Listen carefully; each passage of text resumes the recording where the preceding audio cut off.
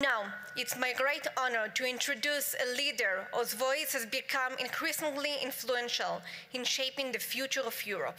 As president of the National Rally in France and a member of the European Parliament, he is at the forefront of critical conversations about the challenges facing Europe today, including the rise of anti-Semitism, radical ideologies, and the need to protect shared values and freedoms.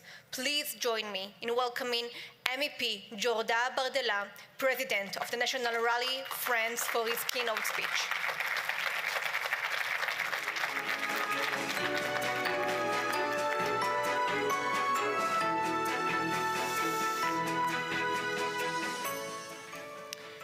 Bien, mesdames, messieurs, monsieur le ministre, c'est un immense honneur d'être invité par le gouvernement de l'État d'Israël à prendre la parole devant vous sur un sujet qui nous est cher et qui ne devrait souffrir d'aucune ambiguïté, celui de la nécessaire lutte contre l'antisémitisme. Ladies and gentlemen, it is an immense honor to be invited by the government of the State of Israel to address you, to speak on a subject that is dear to us and which should suffer no ambiguity, the fight against antisemitism. L'antisémitisme, c'est pour nous la définition de l'IRA que nous reconnaissons et que nous acceptons. C'est une certaine perception des Juifs qui peut se manifester par une haine à leur égard. Ce sont les manifestations rhétoriques et physiques qui visent des individus juifs ou non, leurs biens, mais aussi des institutions communautaires et des lieux de culte. For us, antisemitism is as defined by the IHRA. It is a certain perception of Jews which can manifest itself in hatred towards them. It is the rhetorical and physical manifestations that target individuals, Jews or not, their property, community, institutions and places of worship. Je tiens d'abord à saluer les organisateurs de cette conférence et à remercier tout particulièrement le ministre Amichai Shikli pour son amitié et pour l'invitation faite aux patriotes d'Europe de se tenir ici aujourd'hui en cette période si singulière pour nos démocraties. I would like to begin by saluting the organizer of this conference and by thanking Minister Amichai Shikli in particular for his friendship and for inviting the Patriots for Europe group to meet here today at such a singular time for our democracies. Face à la résurgence inquiétante de la haine anti-juive à travers l'Europe et le monde, face au terrorisme qui entend anéantir nos vies et nos valeurs, nous croyons plus que jamais, nous, Français, à l'impérieuse nécessité pour nos nations d'unir leurs voix et de rassembler toutes leurs forces dans ce combat. In the face of the disturbing resurgence of anti-Jewish hatred throughout Europe and the world, and in the face of terrorism that intends to destroy our lives and our values, we French believe more than ever in the imperative need for our nations to unite their voices and join forces in this fight. Sachez, Monsieur le Ministre, que je mesure la portée symbolique éminente de cette invitation qui consacre l'importance du mouvement patriote en France comme partout en Europe, mais aussi sa responsabilité devant l'histoire à l'heure d'une guerre sans relâche, face à la barbarie qui est aussi la nôtre.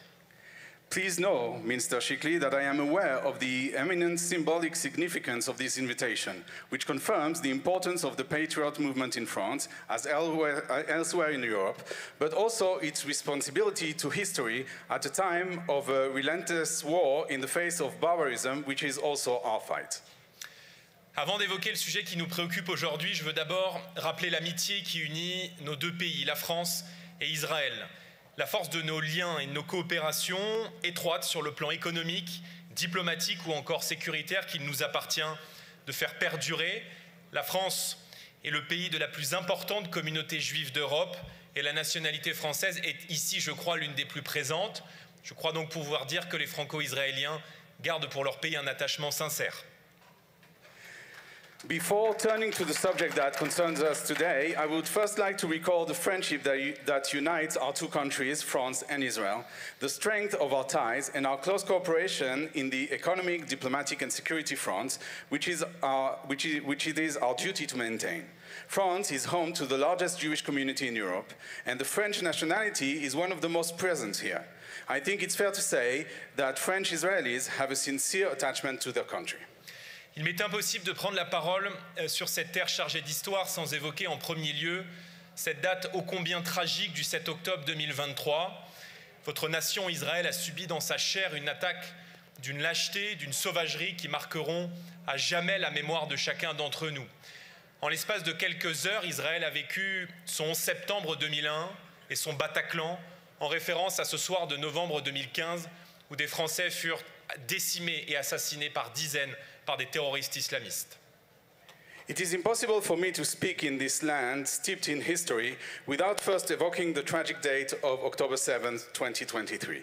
Your nation suffered an attack of such cowardice and savagery that will forever be etched in the memory of each and every one of us.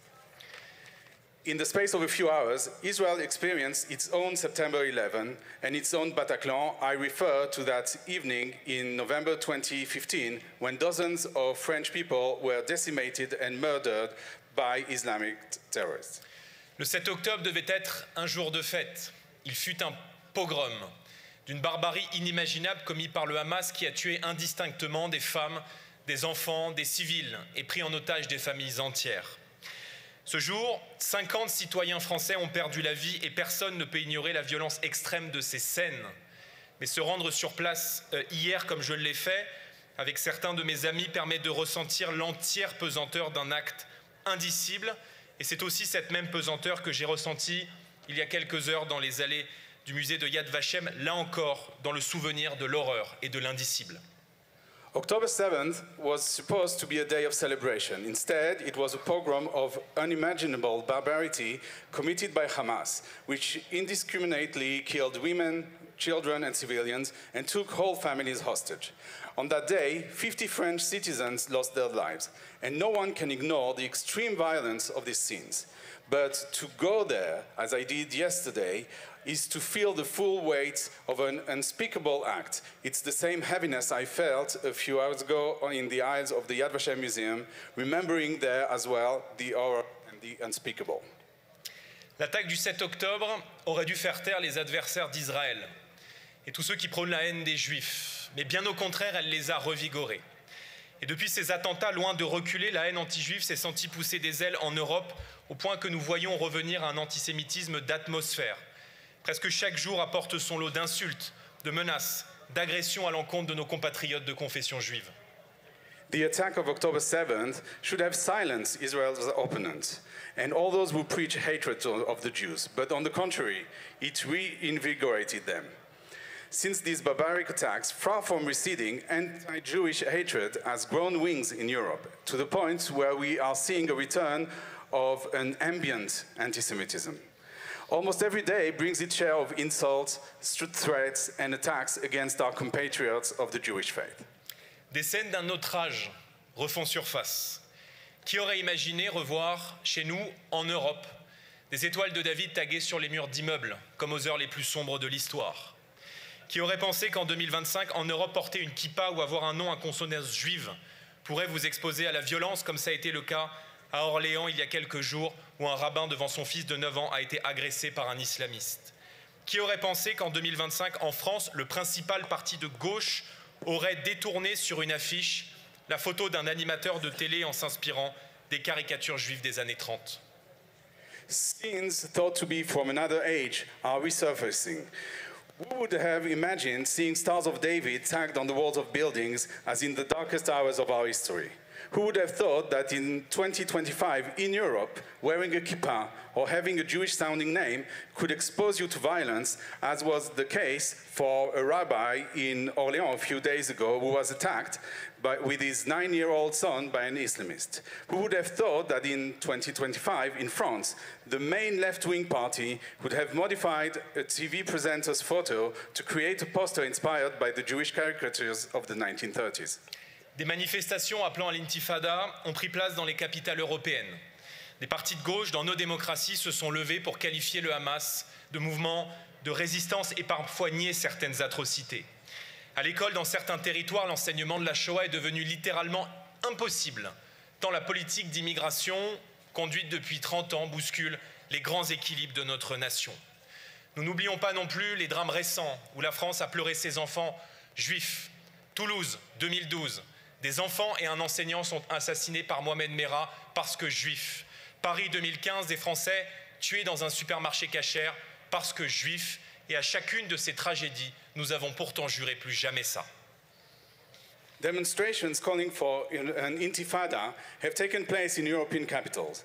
Left-wing parties in our democracies have come forward to describe Hamas as a resistance movement, sometimes denying some of the atrocities committed. In the schools of the French Republic in some areas, the teaching of the Holocaust has become literally impossible. Such is the extent to which the immigration policy pursued over the last 30 years has upset the great balances of our nation. Nor have we forgotten the recent tragedies in which France mourned its Jewish children. Toulouse, 2012, children and a teacher were murdered by Mohamed Merah in a school because they were Jewish. Paris, 2015, French people were killed in a kosher supermarket because they were Jewish. After each of these tragedies, we swore never again. Aujourd'hui, en France, il faut déployer des militaires pour protéger des synagogues. Et c'est de ce nouvel antisémitisme d'atmosphère dont je veux vous parler et qui a supplanté les formes que l'on connaissait avant. Ce constat nous oblige d'abord au courage, celui de nommer l'ennemi pour mieux le combattre. Yet today in France, we still must deploy the military to protect synagogues. So present is the threat. It's this new anti-Semitism that I want to talk to you about, once that has supplanted the forms we once knew.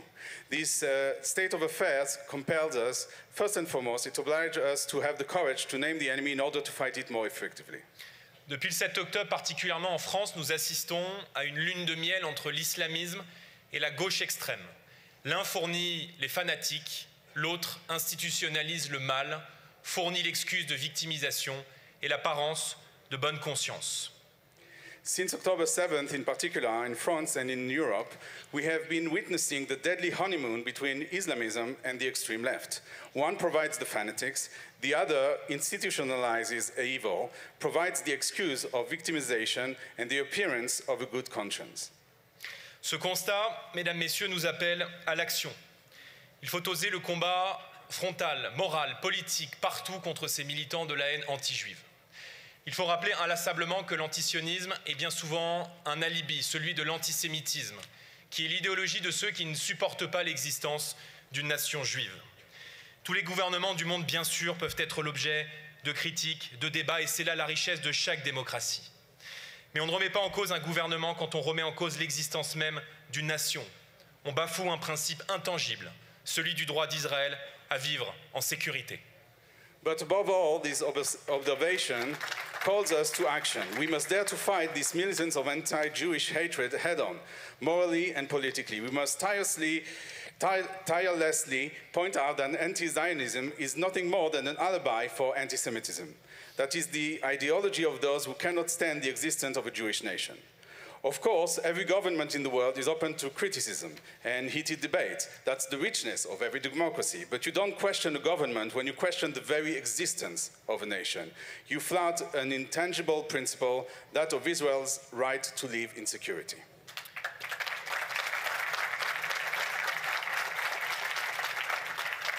Alors pour conclure, il faut avoir la lucidité d'affronter la menace islamiste. Elle est votre ennemi tout autant qu'elle constitue notre péril le plus existentiel. L'islamisme est le totalitarisme du XXIe siècle.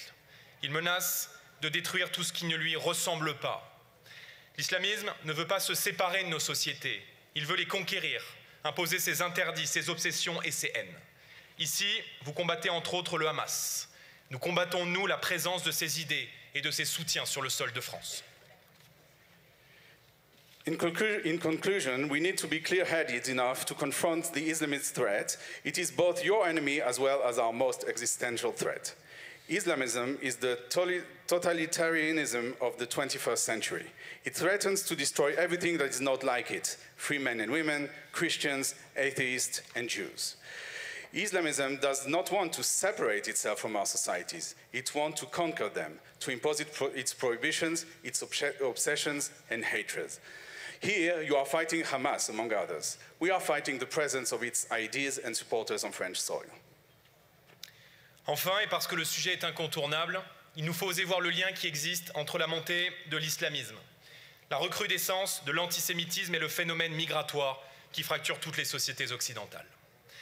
Mesdames, Messieurs, le combat qui nous a rassemblés aujourd'hui ici, à l'invitation du ministre de la Diaspora, dépasse nos frontières. La haine des Juifs et de l'État d'Israël est un fléau mondial que nous devons combattre sans relâche. Et j'aimerais vous le dire très sincèrement, par ses positions, par ses propositions, par sa constance, face à la menace en France, le Rassemblement national, aux côtés de Marine Le Pen, est aujourd'hui le meilleur bouclier pour nos compatriotes de confession juive. Finally, and because the subject is inescapable, we must dare to see the link between the rise of Islamism, the resurgence of anti-Semitism, and the migratory phenomenon that is fracturing all Western societies. Ladies and gentlemen, the battle that brings us together here at the invitation of Minister Shikli goes beyond our borders. Hatred of Jews and the State of Israel is a global scourge that we must fight relentlessly. I'd like to tell you in all sincerity, through its positions, its proposals, and its steadfastness in the face of this threat, the Rassemblement National, the national rally, led by Marine Le Pen, is the best shield for the Jews of France. Alors, ce seront mes derniers mots. Devant vous ce soir à Jérusalem, je prends un engagement solennel. La France combattra l'antisémitisme partout, tout le temps, et sous toutes ses formes. Qu'ils proviennent d'islamistes fanatiques, de l'extrême gauche camouflée en antisionistes, ou encore de groupuscules d'extrême droite et de leurs complots délirants, aucune de ces haines n'a de place en France et en Europe. Aucune n'est excusable, aucune n'est tolérable. Ce déplacement est historique par son symbole, il le sera également, je l'espère, par les actes. Face à la haine et à la violence, nous vaincrons. Longue vie à l'amitié entre la France et Israël. Vive les nations libres et fières, et vive la France. So I would like to conclude before you this evening in Jerusalem. I want to make a solemn commitment. France will fight anti-Semitism everywhere, all the time, and in all its forms. Whether it comes from fanatical Islamists, from the far left disguised as anti-Zionists, or from far-right groupuscules and their delirious plots. None of this hatred has any place in France or Europe. None is excusable. None will be tolerated. This trip is historic in its symbolism. It will also be historic, I hope, in the actions it inspires. Together, in the face of hatred and violence, we will prevail. Long live the friendship between France and Israel, long live the free and proud nations, and long live France. Thank you very much. Thank you.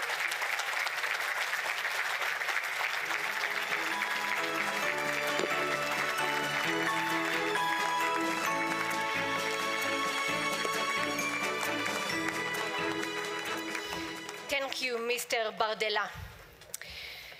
Thank you for joining us at this important event and for being a friend of Israel and the Jewish people.